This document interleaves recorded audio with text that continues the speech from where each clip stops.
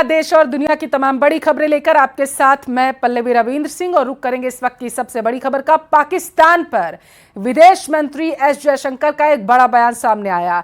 पाकिस्तान से बातचीत का दौर है, खत्म हो चुका है। उन्होंने कहा है जम्मू कश्मीर में धारा 370 खत्म हो चुकी है। हर कार्रवाई के परिणाम उन्होंने कहा होते हैं, तो बातचीत का जो दौर था वो खत्म हो चुका है। ये विदेश मंत्री एस जयशंकर की तरफ से बयान सामने आया है। उन्होंने कहा है कि जम्मू कश्मीर में आर्टिकल 370 भी खत्म हो चुका है और हर कार्रवाई के परिणाम सामने निकल कर आते हैं।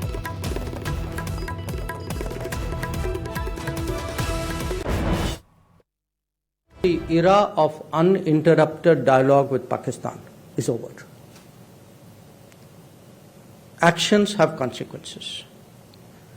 And insofar as Jammu and Kashmir is concerned, I think 370 is done.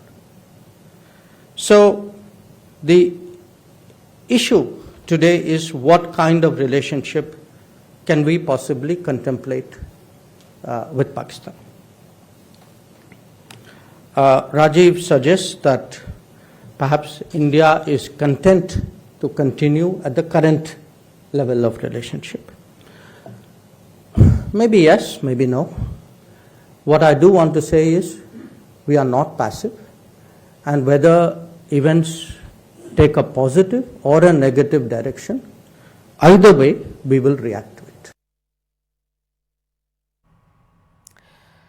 मजहबी पाठशाला, ना मान्यता न रजिस्ट्रेशन, और इस अवैध मदरसे में चलती थी नकली नोट की फैक्ट्री। यानी नीचे मजहबी पाठशाला और ऊपर नकली नोट की ठगशाला। मदरसे का मौलवी सुबह में बच्चों को पढ़ाता था, शाम में नोट छापता था और इसमें उसका साथ देते थे मदरसे के ही कुछ पुराने छात्र। इस नोट फैक्ट्री में पुलिस ने 100 के 1 लाख और 30,000 के नोट बरामद किए, जबकि भारी मात्रा में छपे लेकिन बिना काटे हुए नोट भी वहां पर मिले हैं। अब LIU से लेकर दूसरी कई बड़ी एजेंसियां जो हैं इस गैंग के तार खंगालने में जुट चुकी हैं।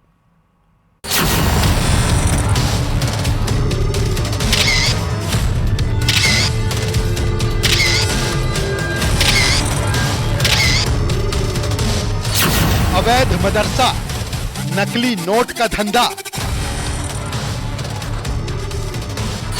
मजहबी पाठशाला की काली कहानी।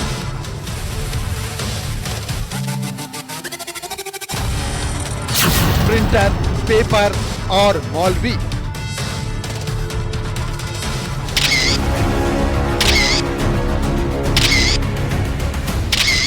ये अवैध मदरसा मजहबी पाठशाला के नाम पर नकली नोट की फैक्ट्री चलाने वालों का अड्डा है। अंदर से बाहर तक इस मदरसे पर अब LIU और दूसरी एजेंसियों का पहरा है, क्योंकि शक है कि इस साजिश के पीछे पाकिस्तान का हाथ तो नहीं।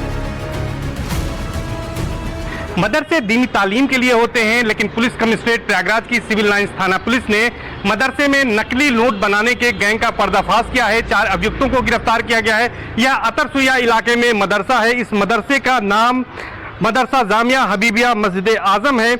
यहाँ पर 4 लोगों को गिरफ्तार किया गया है, जिसमें कार्यवाहक प्रिंसिपल मौलवी मोहम्मद तफसीरुल आरिफीन है और मोहम्मद अफजाल, मोहम्मद शाहिद और मास्टरमाइंड जाहिर खान को पुलिस ने गिरफ्तार किया है। प्रयागराज के एक मदरसे में 100 रुपए के जाली नोट छापे जा रहे थे। पुलिस ने यहां से 4 लोगों को गिरफ्तार किया है। इनके पास से 1,30,000 रुपए की फेक करेंसी बरामद की गई है। गिरफ्तार आरोपियों में मदरसे का मौलवी मोहम्मद तफसीरुल भी शामिल है। नकली नोट बनाने वाली जो गैंग है उसके 4 सदस्यों को गिरफ्तार किया गया है। ये चारों लोग इन्वॉल्व थे। ये एक मदरसा जामिया हबीबिया है अतरसुया में, और इसी में ये पूरा रैकेट चल रहा था।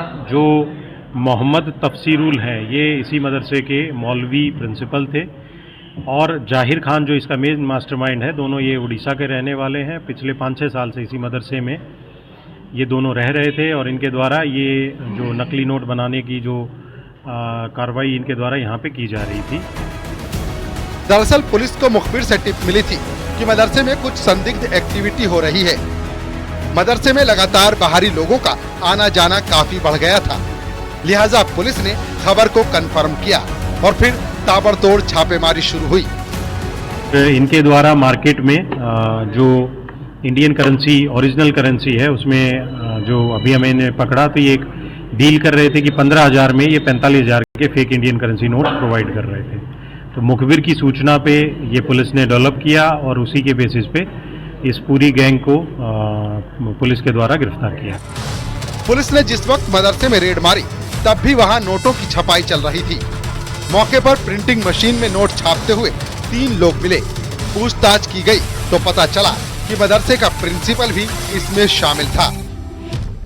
और इसी मदरसे में जो एक कमरा है वो यहाँ के कार्यवाहक प्रिंसिपल ने दिया था और वो कमरा आप देख सकते हैं कि ऊपर वो कमरा है जहाँ पर नकली नोट बनाए जाते थे। तो यहीं पर नकली नोट बनाने का कार्य चल रहा था लंबे समय से, करीब 2 से 3 महीने से ये कार्य चल रहा था। और यहाँ पर जो नोट बनाए जाते थे उसको एक के बदले 3 यानी कि एक असली नोट के बदले 3 नकली नोट दिए जाते थे और 15,000 रुपए में करीब 45,000 के नकली नोट बेचते हुए पुलिस ने मुखबिर की सूचना पर चारों अभियुक्तों को गिरफ्तार किया है। आरोपी 6 महीने से प्रयागराज में नोट छापने का काम कर रहे थे। फिलहाल मौके पर तो 1,30,000 के नकली नोट मिले हैं, लेकिन शीट इतनी मिली कि 4 लाख की और जाली करेंसी छप जाती। इस मदरसे में अलग से इस प्रिंसिपल ने इनको रूम दे रखा था। वहीं पे सारा प्रिंटिंग का काम, फिनिशिंग का काम, कटिंग का काम वहीं पे होता था और वहीं पे ये नोट तैयार करके फिर मार्केट में बेचने के लिए लेके जाते थे। जो इनसे बरामद हुआ है उसमें 1300 100 रुपीज़ डिनोमिनेशन के फेक इंडियन करेंसी नोट्स जो हैं वो मिले हैं। उसके साथ साथ 234 जो पेजेस मिले हैं जिन पे इन्होंने ये जो fake Indian currency notes print कर रखे थे। प्रिंटर मिला है, हाई क्वालिटी जो स्कैनर है जिसको यूज़ करते थे वो मिला है। मदरसे वाले टकसाल में पैसों की मशीन लगी थी, जहां मजहबी शिक्षा की अलख जगाने का दावा किया जा रहा था, वहां देशद्रोह की पाठशाला चल रही थी। खुफिया एजेंसियां अब ये पता करने की कोशिश कर रही हैं कि अब तक इस मदरसे से कितने नकली नोट छापे गए, सिंडिकेट में और कौन कौन लोग शामिल हैं, क्या नकली नोट के धंधे के पीछे पाकिस्तान कनेक्शन है। ऐसे तमाम सवालों के जवाब खुफिया एजेंसियां खंगाल रही हैं। ये दोनों जाहिर खान और जो प्रिंसिपल दोनों ही उड़ीसा के रहने वाले हैं और इनकी इंटेरोगेशन में और जो हमारे पास अन्य इलेक्ट्रॉनिक एविडेंसेस मिले हैं उसमें कुछ ऐसे फैक्ट्स आए हैं, उन पे भी हम कार्रवाई कर रहे हैं और जो अन्य लोग भी इसमें इन्वॉल्व होंगे उन पे भी पुलिस कार्रवाई सुनिश्चित करेगी। जांच में ये भी पता चला कि मौलवी और उसकी टीम 15,000 रुपए में 45,000 के नकली नोट दिया करती थी, यानी असली वैल्यू का 3 गुना नकली नोट। इन नकली नोटों के जरिए भारत की करेंसी पर चोट करने की साजिश रची गई। सवाल ये कि इस साजिश के तार सिर्फ एक ही मदरसे या शख्स तक सीमित है या कहीं इस गैंग का कोई बड़ा नेटवर्क और हैंडलर तो नहीं। Bureau report, news 18।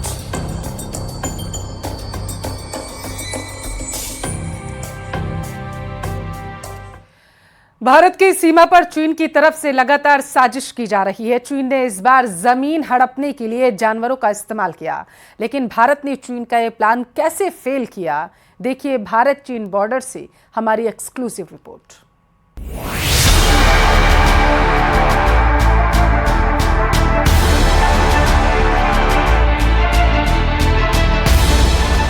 अपनी जमीन हड़प नीति के लिए बदनाम चीन हर बार भारत से मात खाता आया है।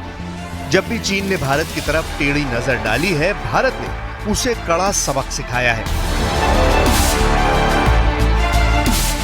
डोकलाम में भारत के शूरवीरों ने चीन के कायर सैनिकों को यमराज के पास भेज दिया था।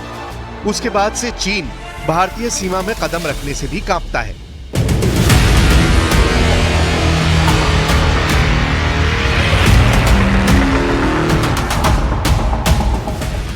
लेकिन इस बार चीन ने नई चालाकी की है। लद्दाख के रास्ते ड्रैगन ने अपने पांव पसारने के लिए जानवरों का सहारा लिया है।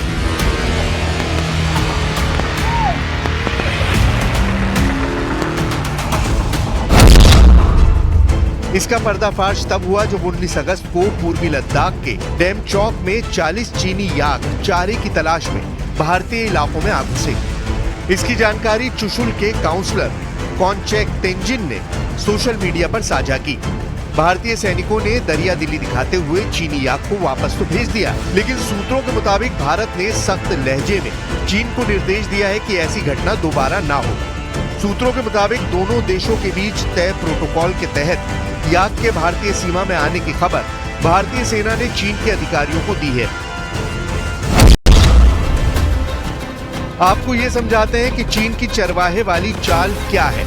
लद्दाख जैसे सर्द इलाके में 10 के करीब चारागाह हैं, जिनमें चुशुल, तारा, न्योमा, पुकचे शामिल हैं। सदियों से यहाँ रहने वाले जनजातीय लोग अपने पशुओं के लिए इन घास के मैदानों का इस्तेमाल चारागाह के तौर पर करते आए हैं। लेकिन चरवाहों के वेश में चीन अपने सैनिकों और जासूसों को भारतीय सीमा में टोह लेने के लिए भेज रहा है और भारतीय इलाके में अपने चरवाहे और पशुओं को भेजकर उन जगहों पर अपना दावा करता है। जब भी भारतीय चरवाहे चीन के लोगों को रोकते हैं तो उनके बीच विवाद होता है। यही वजह है कि साल 2020 में भारतीय सेना ने LAC के बेहद करीब के कुछ चारागाहों को बंद कर दिया और उनकी जगह गांव वालों को दूसरे चारागाहों पर जाने को कहा गया था। 2019 में पूर्वी लद्दाख में चरवाहे तकरीबन 56,000 पशुओं को अलग अलग चारागाह में चराते थे, लेकिन 2020 में ये संख्या घटकर 48,000 के करीब पहुंच गई और 2021 में घटकर और नीचे 28,000 तक रह गई थी। लेकिन पिछले कुछ साल के आंकड़ों की बात करें तो ये संख्या बढ़कर 58,000 के करीब पहुंच गई है। चीन अक्सर LAC पर अपने दावों को मजबूती देने के लिए इस तरह की चालें चलता है और इस बार उसने पशुओं का सहारा लिया है। लेकिन भारत ने एक बार फिर चीन की साजिश के फन को कुचल दिया है।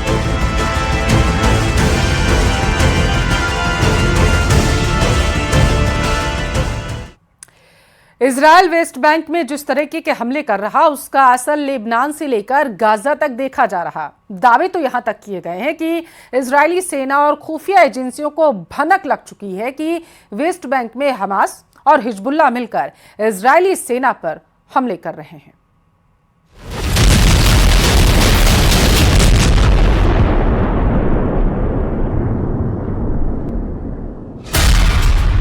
दूसरा गाजा बनने लगा वेस्ट बैंक। इस वक्त इजराइल वेस्ट बैंक में जिस तरह के हमले कर रहा है, उसका असर लेबनान से लेकर गाजा तक देखा जा सकता है। दावे तो यहां तक किए जा रहे हैं कि इजरायली सेना और खुफिया एजेंसियों को भनक लग चुकी है कि वेस्ट बैंक में हमास और हिजबुल्लाह मिलकर इजरायली सेना पर हमला कर रहे हैं। हमास के लड़ाके हिजबुल्लाह के कमांडर वेस्ट बैंक के कम से कम 4 शहरों पर इजरायली सेना हमले कर रही है, क्योंकि हमास ने वेस्ट बैंक के लड़ाकों से इजराइल के खिलाफ युद्ध में शामिल होने को कहा है। साथ ही उसने तमाम फिलिस्तीनी गुटों से इजराइल के खिलाफ मिलकर जंग लड़ने की अपील की है। इजरायली सेना ने फिलिस्तीन के वेस्ट बैंक में बड़ी सैन्य कार्रवाई शुरू की है। इजरायली मीडिया के मुताबिक ये कार्रवाई कई दिनों तक चल सकती है। हजारों की संख्या में इजरायली सेना ड्रोन, लड़ाकू विमान और बुलडोजर लेकर वेस्ट बैंक में घुस चुकी है। वेस्ट बैंक और गजा में इजराइल के हमले में पिछले 24 घंटे में कुल 18 फिलिस्तीनियों की मौत हुई है। उत्तरी वेस्ट बैंक में बड़े पैमाने पर इजरायली सैन्य अभियान के दौरान 9 फिलिस्तीनी मारे गए हैं। साथ ही सेंट्रल गजा में विस्थापित लोगों के एक स्कूल के पास इजरायली हवाई और बीजेपी प्रदेशाध्यक्ष मदन राठौर प्रेस कॉन्फ्रेंस कर रहे हैं। सीधी तस्वीरें देखिए। ने जो काम किए उसके प्रति भी बहुत अधिक उत्साह है। जनता के मन में जो विश्वास है, उसके आधार पर हम निश्चित रूप से केंद्र सरकार की योजनाएं और राज्य सरकार की योजनाएं जो बजट में घोषणाएं की गई थी, उनको हम धरातल तक पहुंचाएंगे। मैं भी जिन क्षेत्रों में गया, वहां कार्यकर्ताओं का हमने भी आह्वान किया कि कार्यकर्ता भी जरूरतमंद नागरिक को उन योजनाओं का लाभ पहुंचाने में अपनी महती भूमिका निभाए। इस प्रकार की चर्चा भी हमने की और कार्यकर्ता काम कर रहा है। राजस्थान में बहुत उत्साह है। आप जो सवाल पूछना चाहते हैं, मुझे पता है कि जिन क्षेत्रों में मैं गया, आपको लगता होगा कि मैं शायद उन्हीं क्षेत्रों में गया जहां चुनाव होने वाले हैं। ऐसा नहीं है। हम उन क्षेत्रों में भी गए। अभी जोधपुर में कार्यक्रम हुआ। जोधपुर में भी नगरीय क्षेत्र के अंदर भी बहुत कार्यक्रम हुए, उसमें भी और जनता का उत्साह हमें देखने को मिला। अभी हमारे सम्माननीय प्रधानमंत्री जी आदरणीय नरेंद्र भाई मोदी जी भी जोधपुर में आए और जोधपुर हाई कोर्ट का प्लेटिनम जुबली कार्यक्रम था, जिसमें यानी जोधपुर हाई कोर्ट को गठित हुए 75 वर्ष पूरे हो गए और उसके उपलक्ष्य में वहाँ पर जो कार्यक्रम हुआ वो जनता का स्नेह देखते ही बनता था। जो हवाई पट्टी से लेकर के और हाई कोर्ट तक और हाई कोर्ट से लेकर के पुनः हवाई पट्टी तक भयंकर तेज बारिश के बावजूद भी, बारिश में भीगते हुए भी जनता ने उनका अभिनंदन किया। ये सबको पता था कि प्रधानमंत्री जी रुक नहीं सकेंगे, लेकिन उनकी एक झलक पाने के लिए जनता में जो भाव था, उत्साह था, वो भी बहुत प्रेरणादायी था।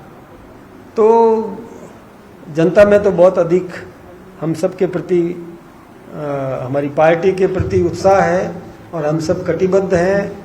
जन सेवा के लिए समर्पित हमारा कार्यकर्ता और जन सेवा में निश्चित रूप से लगा रहेगा और काम भी हम करते जाएंगे। वैसे अभी एक दो घटनाएं हमें यहाँ पर ऐसी मिली, विशेष रूप से जो जयपुर की घटना आज समाचार पत्रों के माध्यम से हमको पता चली। मैं तो समस्त जनप्रतिनिधियों को ये निवेदन करना चाहूँगा कि जनप्रतिनिधि जन सेवक बन करके काम करे। जनता का कोई भी नागरिक आएगा, आज मैं जब यहाँ बैठा हूँ तो मेरे पास भी कई प्रकार के कार्यकर्ता आते हैं, नागरिक आते हैं। उनका कोई काम यदि ठीक ढंग से नहीं हो पाता है तो थोड़ी नाराजगी प्रकट करता भी है, कभी उद्वेलित भी हो जाता है, लेकिन हमको संयम बरतना चाहिए, साथ में बैठ करके और उनके समस्या का समाधान करने का प्रयास करना चाहिए। प्रयास करना हमारा काम है। काम कितना होता है कितना नहीं होता है ये अलग विषय है, लेकिन हमें संयमित व्यवहार ये बहुत अपेक्षित है हमसे, हमको ऐसा करना चाहिए। बस मुझे तो इस विषय पर केवल इतनी बात आप सबके सामने रखनी थी। एक मिनट अध्यक्ष जी, बांसवाड़ा से राजकुमार रौत आपके खिलाफ चुनाव लड़ी, लोकसभा में आपका पूरा विरोध किया। आज आपके प्रदेश प्रभारी का बयान है कि हम गठबंधन के लिए जा सकते हैं, तो क्या केंद्र स्थिति में कमजोर नजर नहीं आ रहा है क्या? नहीं, ऐसा नहीं कहा, न कभी कहा, ऐसा नहीं था। ये शायद तोड़ मरोड़ करके रखा गया है। हम कभी सपने में भी नहीं सोचते कि जो समाज को तोड़ने का षड्यंत्र करता है, जो समाज में विभेद पैदा करता है, जो एक वर्ग विशेष को और भ्रमित करके और समाज में खाई बनाने का काम करता है, हम उसके साथ बैठने का कभी सपने में भी नहीं सोच सकते। इसलिए ये बात तोड़ मरोड़ करके रखी गई है। न तो हमारे प्रभारी ने ऐसी कोई बात कही, न हमने ऐसी कोई बात की। हम केवल अपने परिवार को चाक चौबंद कर रहे हैं, हमारे परिवार को और दुरुस्त कर रहे हैं, हमारे परिवार के साथ में बैठ करके हम चर्चा कर रहे हैं। हमने किसी दूसरे की चर्चा नहीं की। कि हर व्यक्ति को अपने अपने तरीके से, देखिए हम लोकतंत्र के पक्षधर हैं, तो लोकतंत्र में हर किसी को अपनी बात रखने का अधिकार है, हर किसी को राजनीति करने का अपना अधिकार है। वो राजनीति करे, हमको कोई आपत्ति नहीं है, लेकिन समाज को तोड़ने का कोई काम करता है तो हमें आपत्ति है। मैं ये कह रहा हूँ कि हाँ, बिल्कुल निश्चित रूप से समाज को तोड़ने का काम कर रहे हैं। समाज जो एक है, इतने वर्षों से जो आपस में समन्वय के साथ में जो समाज रहता है, उसमें इस प्रकार का विभेद पैदा करना कि मैं वो नहीं हूँ, मैं ऐसा हूँ वैसा हूँ, हम वो नहीं है, ऐसी बात कहना, मैं सोचता हूँ समाज को तोड़ने का सबसे बड़ा और दुष्कृत्य वो कर रहे हैं।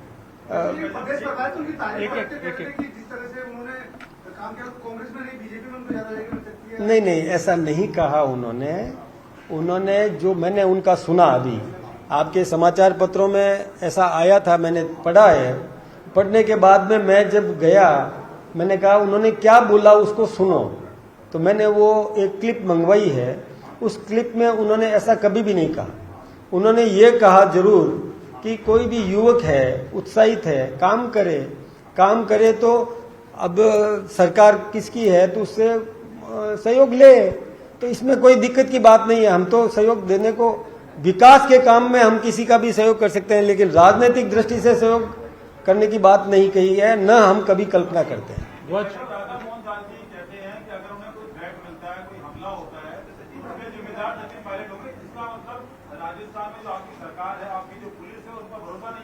मैं एक बात आपसे बताऊं, देखिए मैं आज के अखबार में ये भी था, समाचार पत्रों में, कि प्रदेश अध्यक्ष और प्रभारी को काले झंडे दिखाए गए। मैंने तो कोई झंडा नहीं देखा, न मैं उस समय एयरपोर्ट पर था भी नहीं।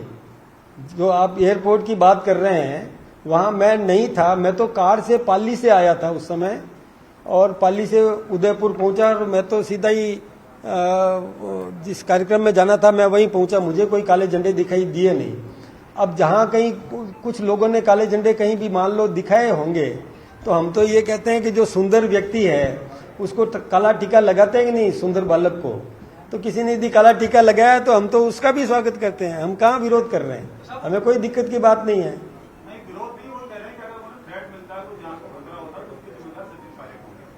देखिए यदि कोई उन्होंने बात कही है तो पहली बात तो ये कि उनसे पूछा जाना चाहिए कि जिस व्यक्ति ने उनके सामने कोई प्रदर्शन किया, यदि वो सचिन पायलट के द्वारा भेजे गए थे तो वो कहे तो बात बिल्कुल सही है। यदि उनके द्वारा भेजे गए और वो सचिन पायलट के समर्थन में कोई नारे लगा रहे थे तो ये जवाबदेही तो उन्होंने सुनिश्चित कर दी उनके लिए। एक एक करके करो।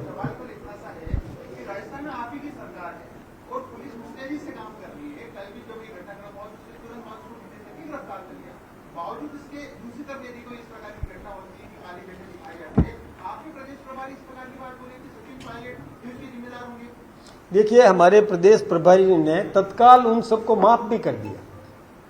ये जो काले झंडे की बात आप कर रहे हैं ना, जो लोग सामने आए थे मेरे सामने, तो उन्होंने ये कहा कि मैंने तो माफ कर दिया उनको, जो कुछ भी प्रदर्शन करे, मेरे को कोई दिक्कत नहीं है, माफ किया उनको।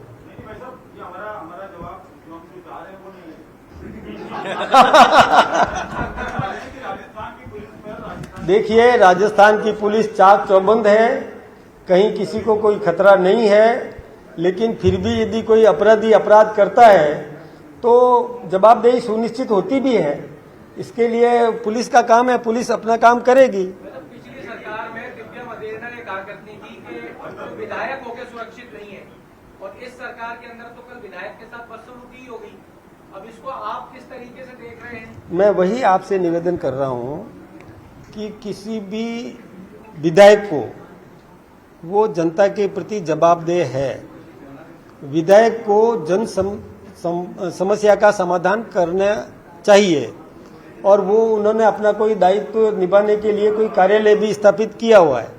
वहाँ लोग आएंगे, लोग शिकायतें लेकर के आएंगे, उनका समाधान यदि संभव है तो समाधान करो, नहीं संभव है तो उनको समझा दो कि ये काम हो सकता है या नहीं हो सकता है। इसमें कहीं दिक्कत की बात नहीं है। कोई उत्तेजित होता है कि मैंने बार बार काम। खबरों में आगे बढ़ेंगे। बताया जा रहा है कि कुस्क से लेकर के पोक्रोस तक ये सभी वॉर जोन इस वक्त पुतिन के इशारे पर चल रहे हैं। पुतिन जैसा चाहते थे वैसा ही हो रहा, क्योंकि अब यूक्रेन के 30,000 सैनिकों की जान दांव पर है। कुर्स्क पर हमला करके ज़ेलेंस्की क्या अपने उस जाल में फंस गए हैं जिसमें वो पुतिन को फंसाना चाहते थे? क्या कुर्स्क ज़ेलेंस्की के लिए जी का जंजाल बन चुका है, क्योंकि यूक्रेन और नाटो को सबक सिखाने के लिए पुतिन ने तीसरी आंख खोल दी है। ऐसे ताबड़तोड़ हमले देखकर कौन दुश्मन टिक पाएगा, ये ज़ेलेंस्की भी सोच रहे हैं। ये बात पुतिन के दिमाग में भी घूम रही है। ज़ेलेंस्की ने कहा है कि वो अमेरिका के राष्ट्रपति के सामने रूस को हराने का एक नया प्लान रखने जा रहे हैं, और सितंबर में वो इस प्लान को अमेरिका के सामने रिलीज करेंगे। Думаю, справедливо, якщо я цей план представлю спочатку президенту Сполучених Штатів, від нього залежить успіх цього плану, дадуть нам те, що в цьому плані, або не дадуть. Чи будемо ми вільні в використанні тим, що там буде в цьому плані, або ні. І так як трішечки все затримується в житті, то я, думаю, в вересні представлю цей план. इसीलिए कहा जा रहा है कि सितंबर 2024 का महीना एक बड़ा टर्निंग पॉइंट साबित हो सकता है, क्योंकि जब ज़ेलेंस्की का पूरा फोकस रूस के कुर्स्क पर है, तब पुतिन ने यूक्रेन के पोक्रोस्क पर नजरें गड़ा ली हैं। दोनों के फैसले निर्णायक साबित होंगे, लेकिन कौन मारेगा बाजी, ये बात अगले 3 दिनों के बाद साफ हो सकती है।